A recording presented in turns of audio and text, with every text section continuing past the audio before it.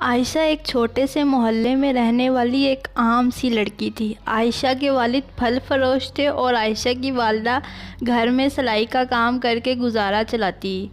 عائشہ کے 3 اور بھی بہن بھائی تھے، تاہم عائشہ کا نمبر دوسرا تھا اور عائشہ بچپن سے ہی بڑے بڑے خواب دیکھتی تھی۔ وہ ہر وقت اپنی پڑھائی میں مشغول رہتی اور فارغ ٹائم میں مطالعہ کرتی رہتی۔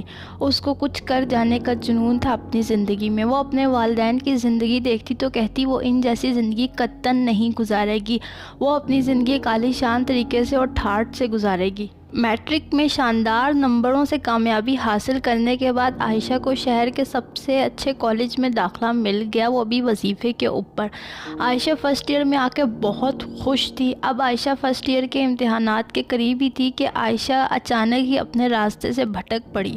ہوا کچھ یوں کہ عائشہ جب کالج میں آئی تو اس نے لڑکیوں کو اپنی زندگی بھرپور طریقے سے گزارتے دیکھا۔ کوئی بھی لڑکی اس کی طرح اپنے مستقبل کے اندیشوں کو لے کر پریشان نہ رہتی تھی جتنی وہ رہتی تھی۔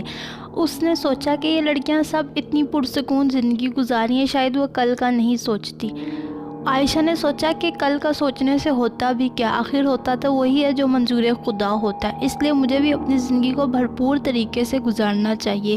جو ہے جیسا ہے اسی میں خوش بھی رہ سکتی ہوں۔ خوش ہونے کے لیے مجھے بہت زیادہ پیسے کی یا تعلیم کی ضرورت نہیں ہے۔ یہ ایک مثبت سوچ تھی جس پر چل کر عائشہ کافی حد تک مطمئن رہنے لگی۔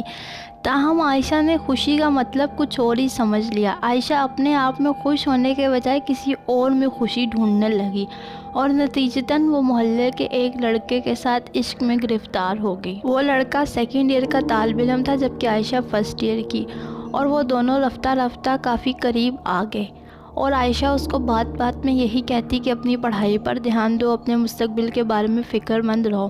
عائشہ نے یہ سوچنا کم کر دیا تھا لیکن مکمل طور پر سوچنا بند نہیں کیا تھا۔ اس کو اب بھی اپنے مستقبل کی برابر فکر تھی، تاہم اب وہ اپنے اندیشوں کو ہر وقت اپنی زبان پہ نہ لاتی تھی۔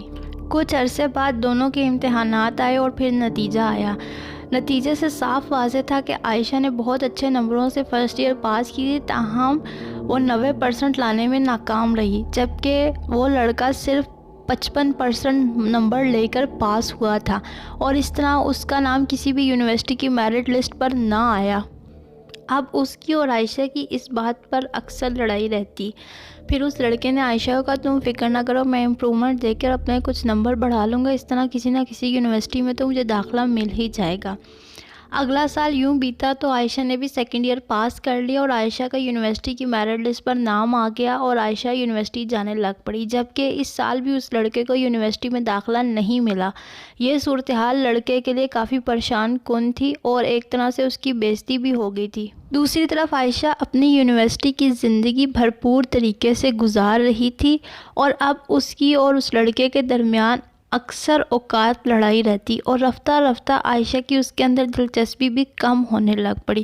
کیوں نہ کہ یونیورسٹی میں آ کے اس نے نئے رنگ ڈھنگ کے لوگوں سے ملاقات کی اور بہت کچھ نیا زندگی میں سیکھا، اور اس کو زندگی گزارنے کا ٹھیک سے طریقہ معلوم ہوا، لیکن ساتھ ساتھ وہ اپنے عشق کو بھولتی جا رہی تھی، اور وہ یہی سوچتی کہ کیا فائدہ ایسے عشق کا جس میں نہ کوئی مستقبل ہے اور نہ ہی کوئی امید۔ دوسری طرف وہ لڑکا بہت پریشان رہتا، اس کو انجانا سا خوف گھیرے رکھتا، اور اس کو لگ رہا تھا کہ شاید عائشہ عنقریب اسے چھوڑ کر چلی جائے، کیوں نہ کہ عائشہ نے اس کے ساتھ بہت حد تک رابطہ کم کر دیا تھا، اور جب بھی فون آتا عائشہ اسے یہ احساس دلاتی رہتی کہ تم کچھ بھی نہیں ہو، تم زندگی میں کچھ بھی نہیں کر سکتے، میری اور تمہاری جوڑی کیسے بنے گی، تم ایک ناکام آدمی ہو، میں ایسے آدمی کو اپنے بچوں کا باپ کیسے بنا سکتی ہوں، طرح طرح کی باتیں۔ اس طرح اکثر اس کا موڈ آف ہو جاتا اور فون بند ہو جاتا لڑائی پر۔ بجائے اس کے کہ وہ لڑکا اپنے اوپر دھیان دیتا اور اپنی اصلاح کرتا اور آگے بڑھتا، وہ ہر وقت عائشہ کے غم میں مبتلا رہتا اور کچھ بھی کام نہ کرتا۔ وہ پورا دن گھر میں ٹی وی دیکھتا رہتا یا محلے میں دوستوں کے ساتھ پھرتا رہتا، اور آخر میں رات کو اس پہ فون پہ بات کر کے لڑائی کر لیتا۔ اب وہ لڑکا نفسیاتی طور پر کافی دباؤ میں آ گیا تھا۔ اس کو عائشہ کے جانے کا بہت خوف تھا جو اسے اندر ہی اندر کھا رہا تھا، اسی کے کر کے وہ اپنے اوپر بالکل کچھ کام نہیں کر رہا تھا اور اپنے لیے کوئی بھی کام نہیں کر رہا تھا جس سے اس کی کوئی شخصیت بنتی یا اس کو کوئی ترقی ملتی۔ دیکھتے ہی دیکھتے یونیورسٹی کے 4 سال مکمل ہوئے اور عائشہ کا BS گولڈ میڈل کے ساتھ مکمل ہوا، اور اس کو یونیورسٹی میں تعلیم کے دوران ہی ایک ملٹی نیشنل کمپنی میں نوکری مل گئی، اور نوکری کے ساتھ ساتھ کافی مہارت بھی ملی، اور اسے اپنی رہائش بھی ایک عالی شان علاقے میں مل گئی۔ وہ اپنے والدین کے ساتھ کمپنی کی رہائش میں شفٹ ہو گئی۔ اب اس لڑکے کا پتہ مکمل طور پر عائشہ نے کاٹ دیا۔ عائشہ نے اپنا نمبر تک بدلا لیا اور اپنے والدین کو سختی سے تاکید کی کہ پرانے محلے کے لوگوں سے مت ملا جلا کریں، اور عائشہ اپنی بھرپور زندگی میں مشغول ہو گئی۔ دوسری طرف وہ عاشق بیچارہ عائشہ کی راہ تکتا رہ گیا۔ اس نے بہت کوششیں کی عائشہ سے رابطہ کر سکے، مگر بے سود۔ ایک دن وہ اس کی کمپنی میں جا پہنچا جہاں پہ وہ عائشہ سے ملاقات کا خواہاں تھا۔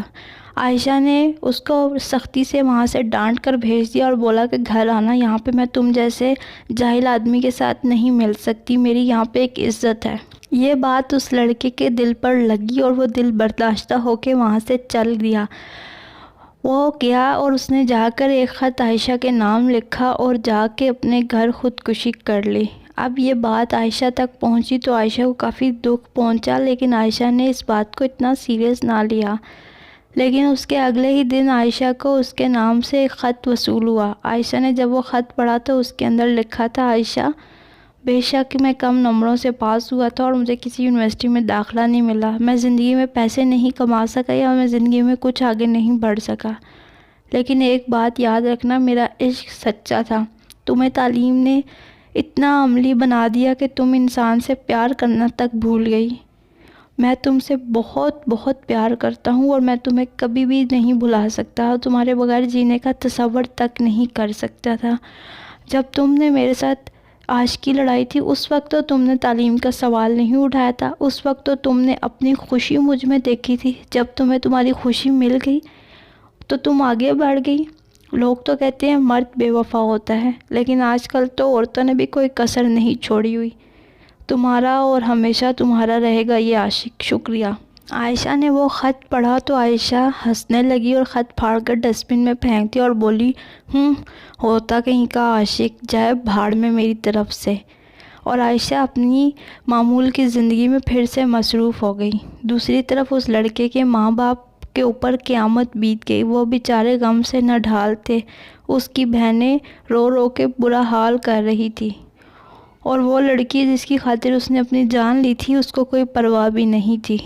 خدا کے لیے آپ لوگوں سے میری گزارش ہے، کسی کے ساتھ عشق معشوقی کا چکر صرف اپنی خوشی کے لیے مت چلائیں۔